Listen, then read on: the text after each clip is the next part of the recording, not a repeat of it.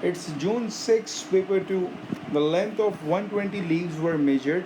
The cumulative frequency graph shows the distribution of their lengths. Use the graph to find the median. So for median, what you need to do, 120 divided by 2, that is 60. 60 median नहीं होता, उस पर जाके आप value check करोगे. सो ये 60 पर I value. अब आपको ये वैल्यू देखनी है, ये वैल्यू क्या है. So from 31 to 32 you have 20 boxes, right, 20 boxes.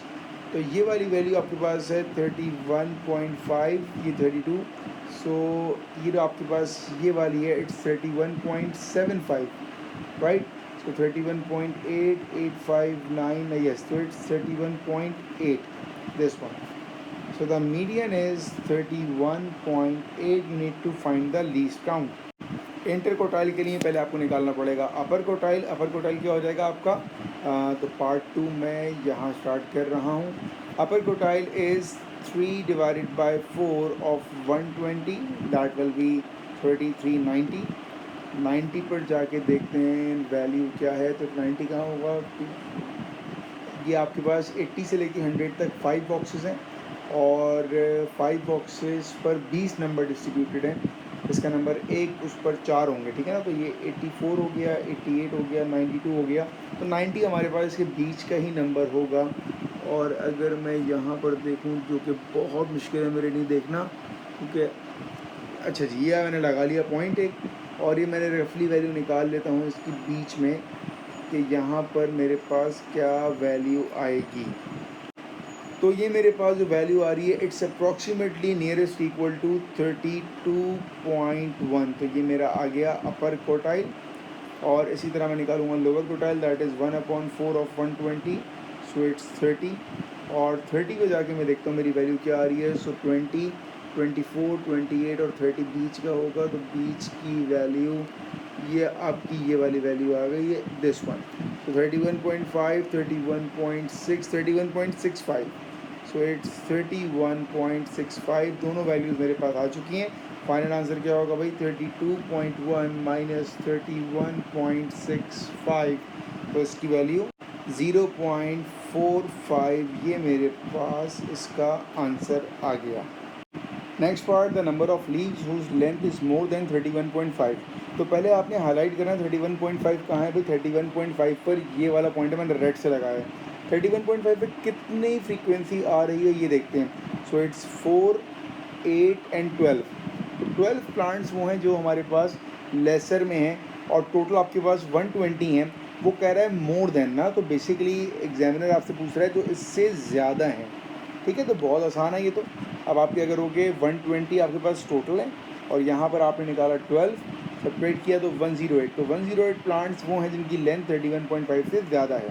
Part B, आपके पास टेबल है. Write down an estimate of the number of children who took less than 13 minutes. पहली चीज़ आपने आइडेंटिफाई करना है कि 13 आपके पास कहाँ पर आ रहा है. तो मेरे पास जो 13 आया है वो इस पोर्शन में आ गया, ठीक है जी. तो ये मेरे पास 13 है. अब यहाँ पे जो नंबर है वो दो हैं, या 13 है या 14 है, क्योंकि 12 से ग्रेटर देन है. टोटल फ्रीक्वेंसी 6 है, तो मैंने 3 और 3 में डिवाइड किया. इक्वली डिवाइड करते हैं हमेशा. इसका मतलब 13 में 3 आएगा और 14 में 3 आएगा. आपको कह रहा है टुक लेस देन 13 मिनट्स. तो जो लेस देन 13 मिनट्स होगा, इसका मतलब ये हुआ कि ये सारे नंबर्स आपको ऐड करने, लेस देन 13. तो 4 + 2 6 + 3 9, ये आपका आंसर है. अगर वो ग्रेटर देन कहता तो मैं 3, 3 और 1 को ऐड करता. नेक्स्ट पार्ट में आपको इसका मीन निकालना है. याद रखिएगा, मीन निकालने के लिए आपको पहले मिड पॉइंट लेना पड़ता है, ठीक है. तो मैं यहीं पे मीन की वर्किंग स्टार्ट कर रहा हूँ, बट विथ ग्रीन पेन. तो 5 और 10 का मिड पॉइंट हो जाएगा हमारे पास 7.5. 10, 12 का हो जाएगा हमारे पास मिड पॉइंट 11. 12 और 14 का 13 लिखा हुआ है. 14, 16 का हो जाएगा 15 और 16, 20 का हो जाएगा 18. अब हमें एक कॉलम करना होता है अपने पास एफ का. तो 2 × 7.5, it's 15. 11 4s are 44, 6 13s are, तो इसको भी देख लें. 13 × 6 is 78, 3 × 15 is 45 and 18 1s are 18. Now you need to add all the numbers. So summation of fx मेरे पास आने वाला है 15 + 44 + 78 + 45 + 18, इट्स 200. और टोटल फ्रीक्वेंसी कितनी है हमारे पास, 120 है. वर्किंग हो जाएगी अब. 200 डिवाइडेड बाय 20। तो जब आपने इसको डिवाइड किया so it's sorry not 20 it's 120 sorry. तो 200 divided by 120 it's 1.66 1.67 that is your mean. ठीक है जी। Part 4. A histogram is drawn to illustrate this information. The height of the rectangle representing the number of children in the interval 10 to 12 is 8. Calculate the height of the rectangle representing the number of children in the interval 5 to 10.